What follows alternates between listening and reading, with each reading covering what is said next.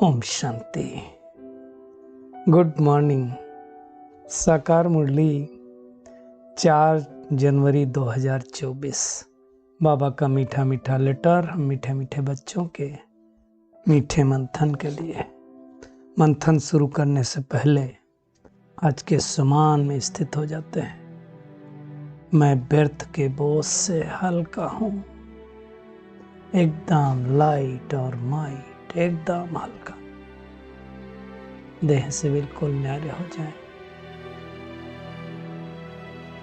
कोई बोझ नहीं। हर बोझ से मुक्त होकर मैं आत्मा मंथन सुन रही हूँ। आज की साकार मुरली तो बाबा ने 2-3 बातें बहुत ही स्पष्ट रूप से बताई हैं। देखो, बाबा ने कहा ज्ञान से कोई विकर्म नष्ट नहीं होते हैं। ज्ञान और योग के बारे में बाबा ने आज बहुत जोर दिया। ज्ञान से बाबा ने क्या कमाई होती है धन की। आप आज की भी दुनिया में देखो तो कमाई होती है तो किससे कमाई होती है? जिसने जितना ज्यादा ज्ञान धारण किया, अच्छे से पढ़ाई की, धारण किया मतलब उसके अंदर बैठ गया, कंपटीशन पास किया, है ना, आईएएस किया, आईपीएस किया, कुछ भी करे, मेडिकल में गया, इंजीनियरिंग में गया, जो भी किया, पढ़ाई किया ना, तो बाबा ने कहा ज्ञान है, ज्ञान से विकर्म नष्ट नहीं होंगे। ज्ञान से क्या होगा? धन मिलेगा। ये बड़ी बात है। और दुनिया में आजकल क्या है, हर एक को धन चाहिए, है ना। हर एक क्या बोलता है, धन ज्यादा चाहिए। लेकिन धन अगर है और पाप कर्म हमारे ज्यादा हैं, विकर्म नष्ट नहीं हुए, तो धन रहेगा या चला जाएगा। और धन बहुत ज्यादा है, तन ठीक नहीं है, मन ठीक नहीं है, तो उस धन का कोई मतलब है? सोचो। तो बाबा ने कहा ज्ञान सब्जेक्ट ही अलग है। वास्तव में देखा जाए तो ज्ञान अलग है, योग अलग है। जितना ज्ञान ज्यादा होगा, आज बाबा ने कहा, उतना धन ज्यादा होगा। मुरली सुनना यानी ज्ञान है, तो ज्ञान से हमारी धन ज्यादा होता, मतलब जितना ज्यादा हम मुरली का चिंतन मनन सिमरण करेंगे। अब इसके आधार से योग लगेगा, अलग बात है, लेकिन उतनी कमाई सतयुग में होगी, मतलब वैसा पद मिलेगा हमें, है ना। लेकिन ध्यान रहे, ज्ञान से हम पावन नहीं बन सकते, विकर्म विनाश नहीं हो सकते। अब हो सकता कोई आत्मा ऐसी हो कि मुरली 10 बार सुनती हो, योग बिल्कुल न करती हो, तो क्या होगा उसके साथ? सोचो। तो ज्ञान तो चाहिए, लेकिन दूसरा हमको चाहिए योग, क्योंकि योग से ही विकर्म नष्ट होते हैं। वास्तव में देखा जाए तो चारों ही सब्जेक्ट इंपॉर्टेंट हैं। ज्ञान क्यों चाहिए? क्योंकि ज्ञान के आधार से समझ आती है, और उस समझ से फिर हम परमात्मा से योग लगाते हैं। और जब योग लगाते हैं तो हमारे विकर्म नष्ट होते हैं, विकर्म नष्ट होते हैं तो हमारी आयु बढ़ती है और अवस्था अचल अडोल फर्स्ट क्लास हो जाती है। चेक करना चाहिए हमको कि हमारा योग कितना अच्छा है। योग अच्छा है तो फिर हमें चार्ट भी रखना चाहिए योग का। आज तो बाबा ने कमाल कर दिया।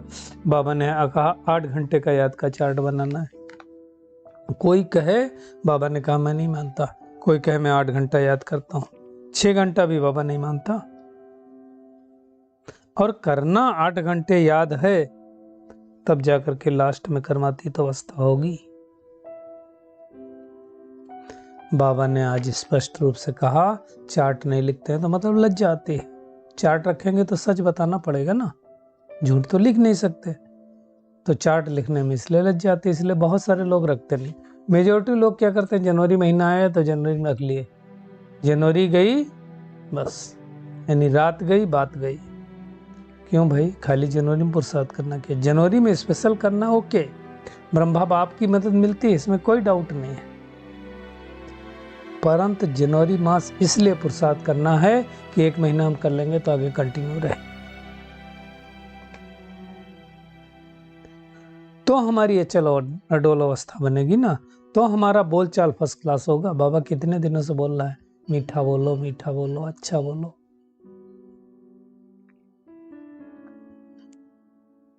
बाबा ने कहा तुम्हें खुशी तो देवताओं से भी जास्ती होनी चाहिए। क्यों?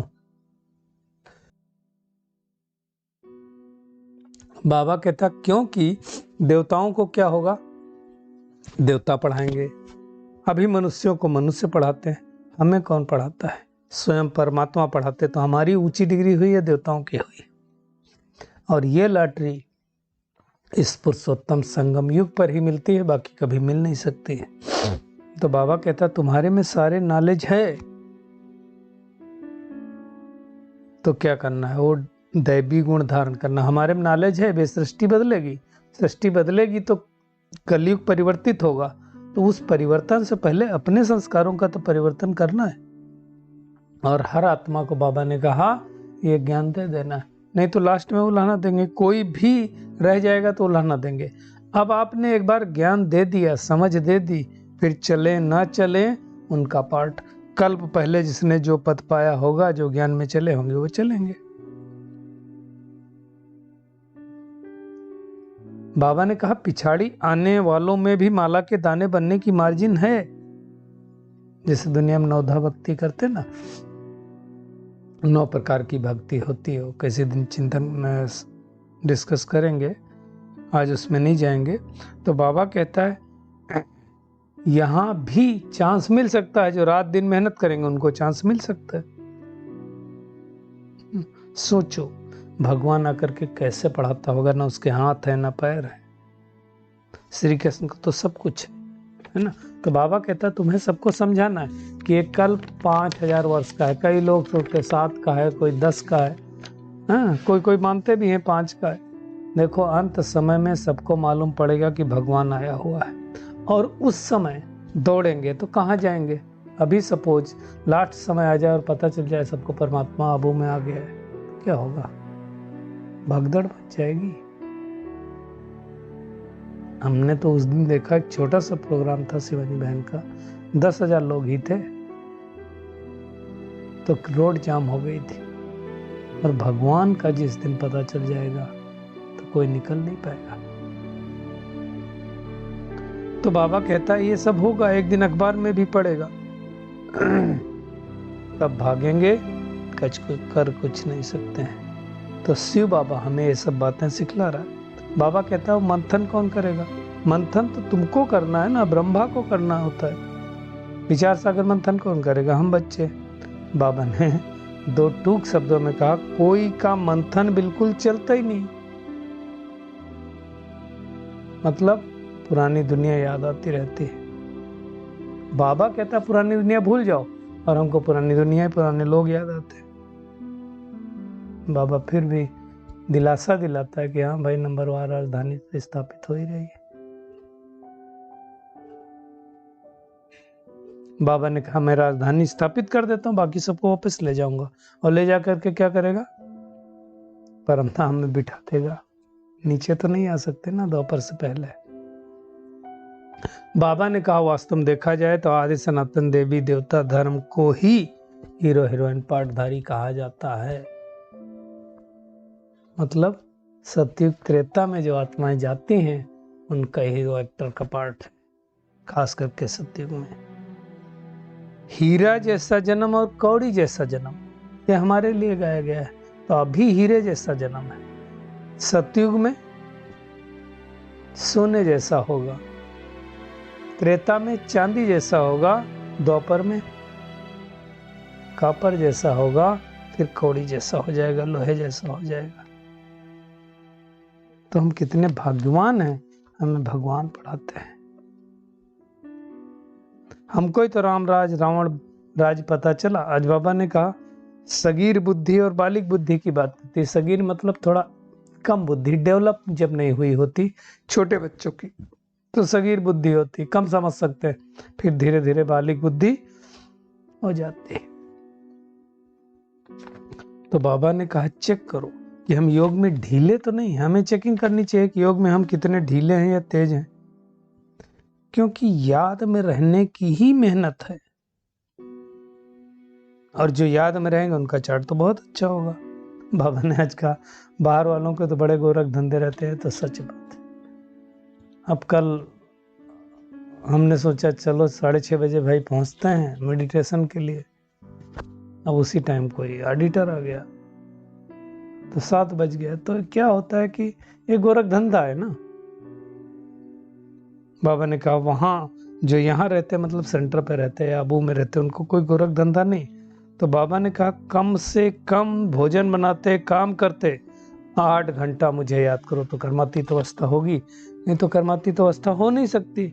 अब 8 घंटा याद करना मतलब उसका चार्ट चाहिए, मेहनत चाहिए, है ना। आज बाबा ने बार बार कहा मुरली सुना, अच्छी बात है, लेकिन वो याद नहीं है।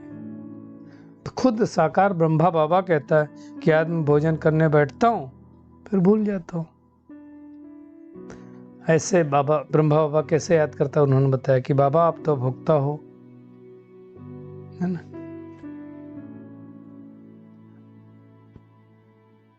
अब ये तो कह नहीं सकते हैं कि शिव बाबा आप भी खाते हो, शिव बाबा तो नहीं खाता ना। तो मुख्य है बाबा की याद।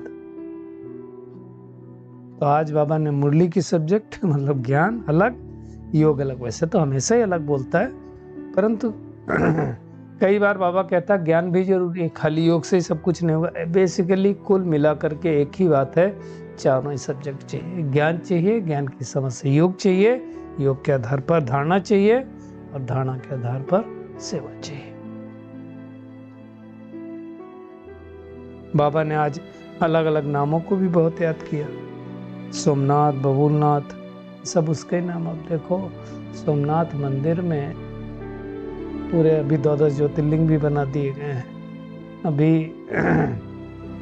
बड़ी भीड़ होती है भाई वहाँ, लोग दर्शन करने जाते हैं तो दर्शन करने नहीं देते हैं। अब इसका जो सोमनाथ के बारे में लिखा हुआ है तो वहाँ स्पष्ट रूप से लिखा हुआ है कि वो परमात्मा ज्योति स्वरूप है। उस ज्योति स्वरूप की पूजा की, और ये क्या नाम है, पहला मंदिर ये सोमनाथ बना। तो वैसा करके मेंशन किया हुआ है। बाबा ने कहा तुम बच्चों को उठते बैठते चलते फिरते सुदर्शन चक्रधारी बनना है। पढ़ाई याद रहनी चाहिए। स्टूडेंट को सारा दिन क्या याद रहता है, पढ़ाई। सारा चक्र में बुद्धि में रहना चाहिए। और जब लास्ट में हम पक्के सुदर्शन चक्रधारी, अभी पक्के नहीं बने, कभी कभी सुदर्शन चक्र चलता है कभी नहीं चलता है, तो फिर विष्णु के कुल के बन जाएंगे। विष्णु अर्थात जो वैष्णव हो। इसलिए बाबा ने कहा ना तुम पक्के पक्के वैष्णव। वैष्णव का मतलब यही होता है कि डबल अहिंसक। डबल अहिंसक मतलब विकार की भी हिंसा नहीं और स्थूल हिंसा भी नहीं। तो हमको ऐसा मीठा बनना है। बाबा ने कहा ऐसा उससा उल्टा पुल्टा बोलने से ना बोलना अच्छा है। कई लोग क्या होता है नहीं बोलेंगे और बोलेंगे तो ऐसा बोल देंगे कि बात ही मत पूछो। तो उससे अच्छा तो मुलहरा डाल लो मुख में। मुलहरा डालना मतलब कुछ नहीं बोलो। या 2 तरह के होते हैं। एक मुलहरा होता बाहर से डाल दो, जो जिसको जानवरों को, बैल को डाल दिया जाता था ताकि वो कुछ खा ना पाए। और दूसरा होता है कि ये खाने वाली चीज भी होती है, उसको भी मुंह में डाल दोगे तो बोल नहीं पाएंगे। तो आज बाबा बार बार जोर दे रहा है कि याद का चार्ट बढ़ाओ। याद होगी तो विकर्म भी नष्ट हो जाएंगे और हमारा स्वभाव बहुत अच्छा हो जाएगा। 5 विकारों को बाबा ने कहा जीतना कोई मासी का घर नहीं है।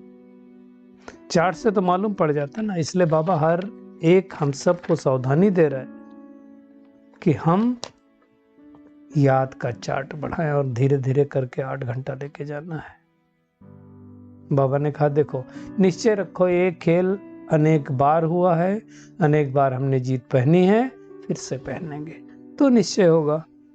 तो आज का टेक होम एक ही है, ज्ञान अच्छी बात है, ज्ञान की समझ के आधार पर, लेकिन योग जरूर करना है ना। और धीरे धीरे योग की याद की यात्रा को बढ़ाते बढ़ाते 8 घंटे तक ले जाना है, तब हमारे भी कर्म विनाश होंगे और हम कर्मातीत बन जाएंगे। फिर से आज बाबा ने कहा देवताओं समान मीठा बनना है, नहीं तो चुप रहना। मीठा नहीं बोल सकते तो चुप रहना, सबसे बोली चुप। आज का बाबा का वरदान है, सेवा में रहते कर्मातीत स्थिति का अनुभव करने वाले तपस्वी मूर्त भव।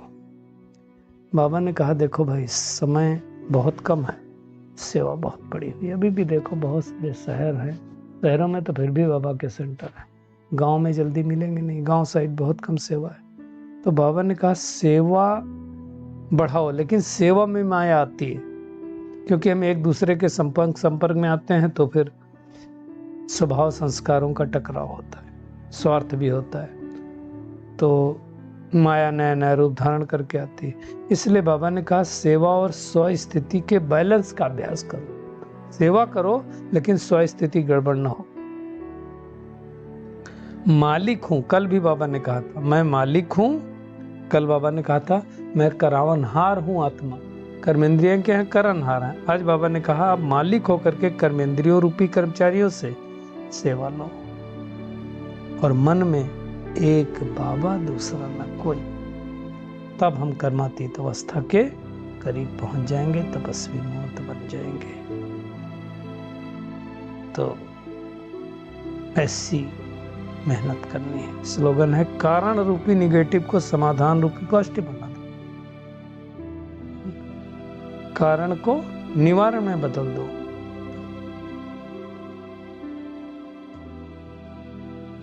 शुक्रिया मीठे प्यारे बाप दादा, शुक्रिया आप सभी का इस मीठे मंथन के लिए। ओम शांति।